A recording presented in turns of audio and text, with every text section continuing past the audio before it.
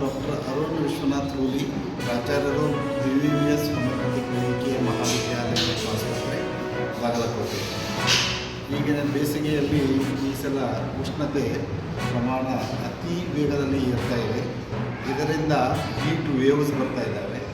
ಆಮೇಲೆ ಹೀಟ್ ಸ್ಟ್ರೋಕ್ನಿಂದ ವಯೋವೃದ್ಧರು ಹಾಗೂ ಯುವಕರು ಸಹಿತ ಬಿಸಿಲಿನಲ್ಲಿ ಅಡ್ಡಾಡೋದ್ರಿಂದ ಹೀಟ್ ಸ್ಟ್ರೋಕ್ ಆಗಿ ಪ್ರಜ್ಞೆ ತಪ್ಪಿ ಬೀಳ್ತಾ ಇದ್ದಾರೆ.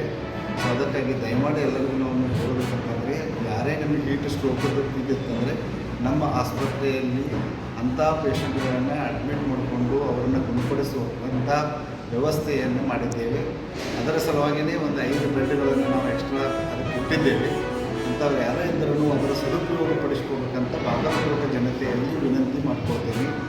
ಇದರಿಂದ ನಾವು ಎಲ್ಲ ವಯೋವೃದ್ಧರು ಮನೆಯಲ್ಲಿ ಹಾಗೂ ಯುವಕರು ಎಲೆಕ್ಟ್ರೋಲೈಟ್ ಬ್ಯಾಲೆನ್ಸ್ ಸಲುವಾಗಿ ಒಂದು ಟ್ಯಾಬ್ಲೆಟ್ಸ್ ಕೊಡ್ತಾವೆ. ಎಲೆಕ್ಟ್ರೋಲೈಟ್ ಬ್ಯಾಲೆನ್ಸ್ ಸಲುವಾಗಿ ಎನರ್ಜಿ ಅಪ್ ಅಂತೇಳಿ ಅಂಥವ್ರನ್ನ ಒಂದು ಗ್ಲಾಸ್ ನೀರಲ್ಲೇ ಹಾಕಿ ತನ್ನಿಂದಾನೇ ಅದು ಕರಗ್ತದೆ. ಸೊ ಅವನು ಕುಡಿತಾ ಇರಬೇಕು, ಎಲೆಕ್ಟ್ರೋಲೈಟ್ಸ್ ಬ್ಯಾಲೆನ್ಸ್ ಮೇಂಟೈನ್ ಮಾಡ್ಕೋತಾ ಇರಬೇಕು.